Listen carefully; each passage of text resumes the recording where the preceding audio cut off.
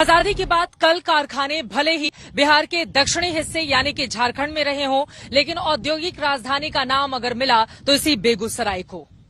आज भी उत्तर बिहार के सबसे अमीर हिस्सों में शामिल किया जाता है बेगूसराय। और बिहार के इसी अमीर बेगूसराय की धरती पर वो साम्यवादी विचारधारा भी पनपी और फली फूली, जहां किसी जमाने में कांग्रेस ने उद्योग धंधों का जाल बिछाया। वो सियासत विचारधारा के दो पार्टों के बीच पिसकर तबाह हो गई थी।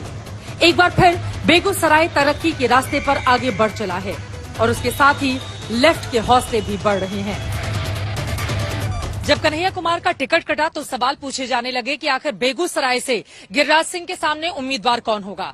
तब अवधेश राय का नाम सामने आया और चुनावी मैदान को फतह करने की बड़ी तैयारी भी इंडिया गठबंधन की ओर से की गई है। लेकिन इससे भी बड़ा सवाल, कन्हैया कुमार का टिकट क्यों काटा गया? तो इसका जवाब देते हुए बीजेपी की ओर से तंज कसा जाता है कि कन्हैया कुमार को बिहार में बर्दाश्त नहीं करना चाहते थे तेजस्वी यादव, इसीलिए यहां से उन्हें दिल्ली भेज दिया गया। लेकिन इंडिया गठबंधन की ओर से की गई इस चुनावी इंजीनियरिंग का बेगूसराय के वोटर्स पर कितना असर पड़ा है, इसकी पड़ताल करने के लिए हमने मतदाताओं से संपर्क साधा। किसका जोर चल रहा है? अभी तो मोदी जी का ही जोर चल रहा है। 500 साल का लड़ाई था, वो मतलब स्टार्टिंग कर दिए हम। राम मंदिर का? हाँ, राम मंदिर का पुल बनाए हैं और मंदिर जो बना है वो सबसे अच्छा काम। जो देश के लिए काम कर रहे हैं हम उसी को हम चाहते हैं। अब गाड़ियों पर भी लिखा हुआ है, कहो दिल से मोदी फिर से। कार्यकर्ता है आप बीजेपी के? नहीं, ये किसी पार्टी ने नहीं बनाया है, ये मैंने खुद अपने कला से मोबाइल में बना के और मैंने खुद अपने पैसे से प्रिंट करवाया।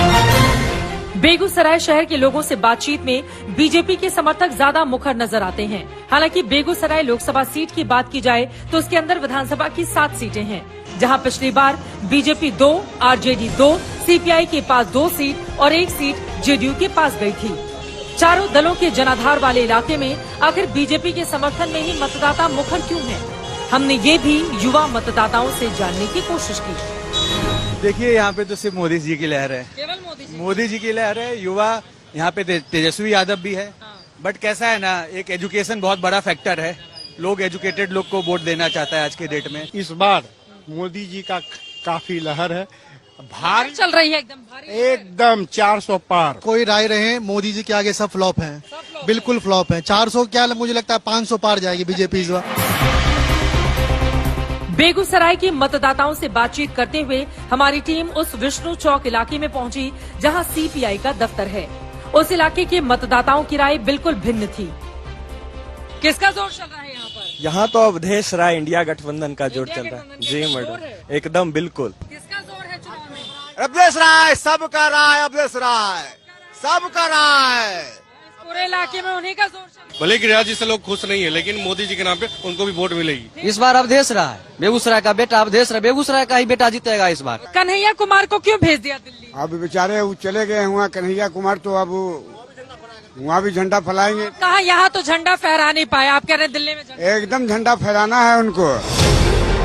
गिरिराज सिंह के क्षेत्र में अवधेश राय के समर्थकों के दावे सुनकर हमारी टीम सीपीआई के उस दफ्तर जा पहुंची जहां सीपीआई की बड़ी बैठक जारी है।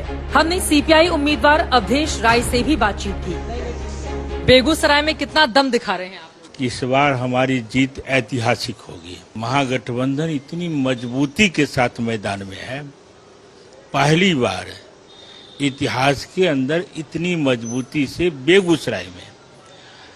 और दूसरी ओर हम जिनसे लड़ रहे हैं उनके कारनामे जनता के बीच है, वो हमको बताना नहीं पड़ता है, जनता ही हमको बता रही है। और 24 में आ गया मोदी जी की गारंटी, और उनकी गारंटी यही है, बोलो करो नहीं।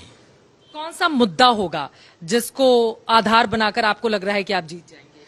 देखिए, मुद्दा तो सीधा है, पूरे राज्य और देश का मुद्दा है। 17 साल तक बिहार में एनडीए की सरकार रही और 17 महीना उसी नेता के नेतृत्व में महागठबंधन की सरकार हुई। हमने 5 लाख नौजवानों को रोजगार दिलवाने के लिए खाली सीटों पर भरने के लिए मजबूर किया सरकार को, जो 17 साल में वो नहीं कर सके, खाली जगह थी। 10 साल से हम कहानियां सुनते रहे हैं, मेडिकल कॉलेज खुलेगा, इंजीनियरिंग कॉलेज खुलेगा, दिनकर विश्वविद्यालय खुलेगा। लेकिन कुछ भी नहीं हो रहा है। और जब प्रधानमंत्री महोदय आते हैं जो देश को विकास की ऊंचाई पर ले जाने वाले हमारी धरती पर उतरते हैं, तो एक बार भी न दिनकर विश्वविद्यालय बोलते हैं न मेडिकल कॉलेज।